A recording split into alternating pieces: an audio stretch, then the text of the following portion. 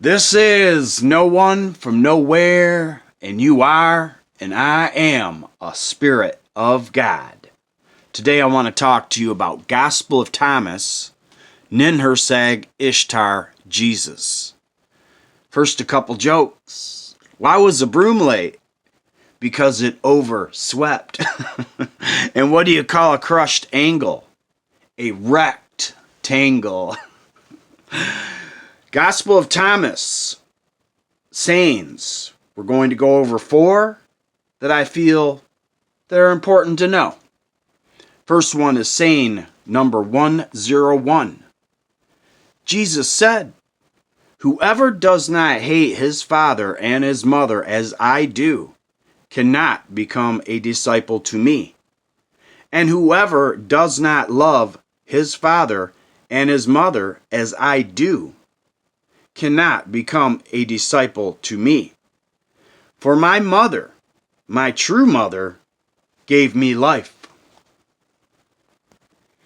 Pictured here is Ninhursag with the Omega symbol, because she is the Omega, and the Alpha is King Anu.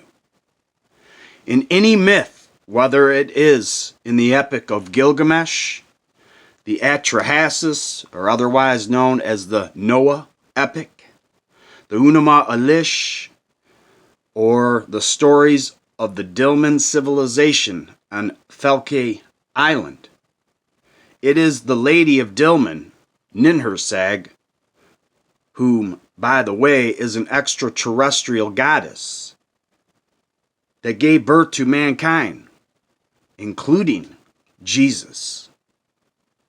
Later, it has been different names like Mammy or Mommy, Ninma, Nintu, which all mean exalted lady. Later, it was Belit Elu, Namu, and Serapanute. They are all the mothers of our civilization. One biblical example is Genesis 2:7. The Lord God, Ninhursag, and Enki in the myth of Ninhursag and Enki, formed man out of the clay of the ground and blew into his nostrils the breath of life, and the man became a living being. Next saying is saying 105. Jesus said, "He who knows the father and the mother will be called the son of the harlot." Why would Jesus say that he knows the father and mother and he will be called the son of a harlot? What is the definition of a harlot? One who engages in sexual activity for money, otherwise known as prostitution. Back in the days of old in ancient Mesopotamia, every woman in her life, with no exceptions, had to go to the temple of the Anunnaki goddess Inanna, i.e. Aphrodite, i.e. Ishtar, and sit there waiting until a stranger cast a coin in her lap for the price of the going rate of prostitution. Then she was obligated to go with him and have intercourse to do her duty for the goddess Inanna Ishtar. Gospel of Thomas, saying number 18. The disciples said to Jesus, "Tell us how our end will be." Jesus said, "Have you discovered, then, the beginning, that you look for the end with a question mark? For where the beginning is, there will be the ending. Blessed is he who will take his place in the beginning, for he will know the end and will not experience death."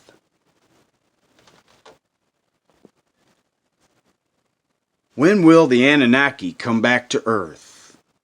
What, when, how, and the why of it all are the first things on Earth going to be the last?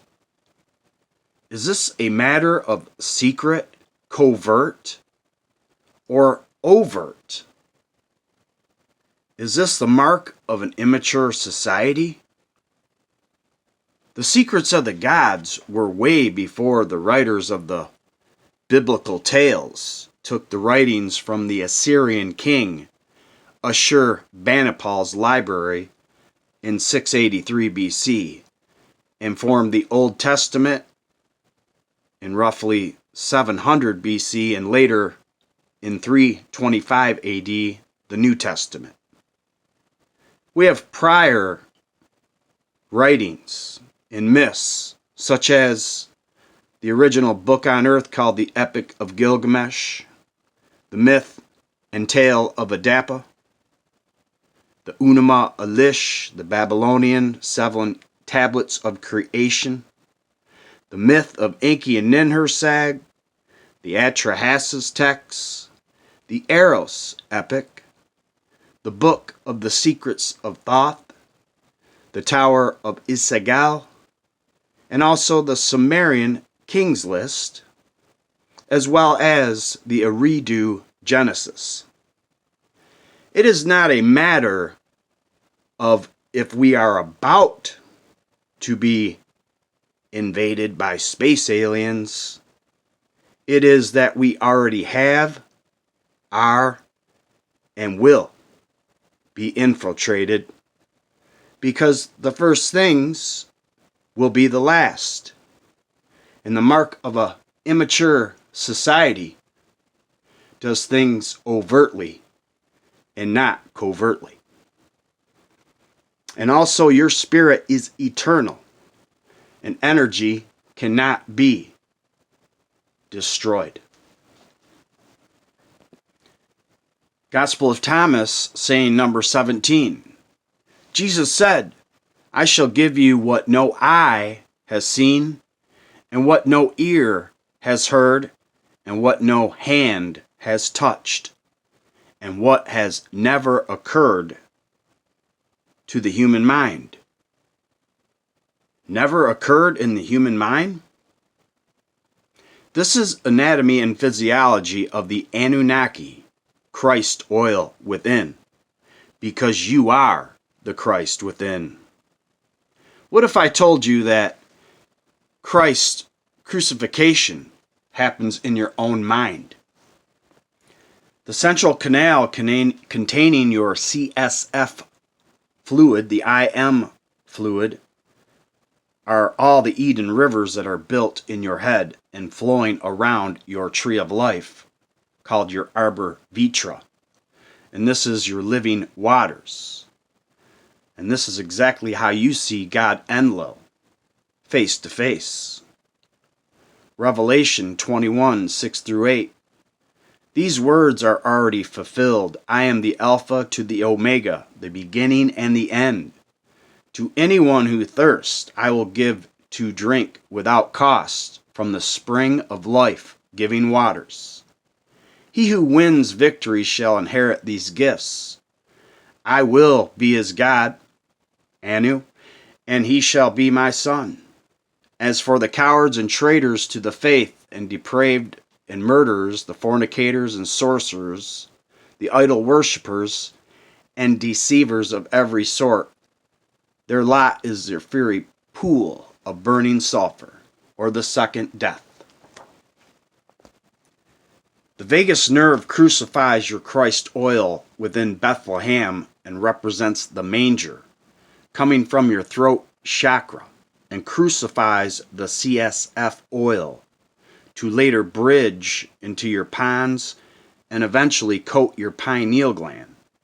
This seed, or Bethlehem, takes 2.5 days and then goes into the cave to be reborn, wherein Jesus is reborn after 3 days, and all this is done in your own mind, skull. Hence, Jesus appears to the 11, found in Luke 24:45. Then he opened their minds to the understanding of the Scriptures.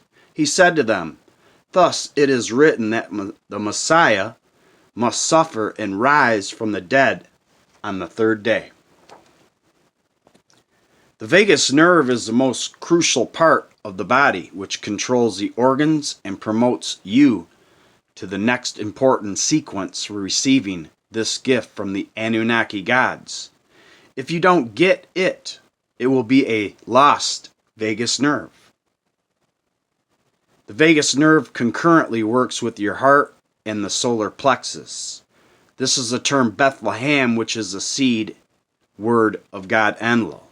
This is why Jesus refers to himself as the bread of life. And it is the heart and solar plexus that produces the seed of the flowing rivers of life from your heart in the words that you read now, found in Luke 8:10. He replied, "To you the mysteries of the Word of God have been confided, but to the rest in parables that seeing they may not perceive, and hearing they may not understand." This is the meaning of the parables. Today I leave you with Luke 12-15. The seed is the word of God. Those on the footpath are people who hear, but the devil comes and takes the word out of their hearts, lest they believe and be saved. Those on rocky ground are the ones who, when they hear the word, receive it with joy. They have no root, meaning they believe for a while, but fall away in time of temptation. The seed fallen among briars are those who hear, but their progress is stifled by the cares and riches and pleasures of life, and they do not mature. The seed on good ground are those who hear the word, in a spirit of openness, retain it, and bear fruit through perseverance.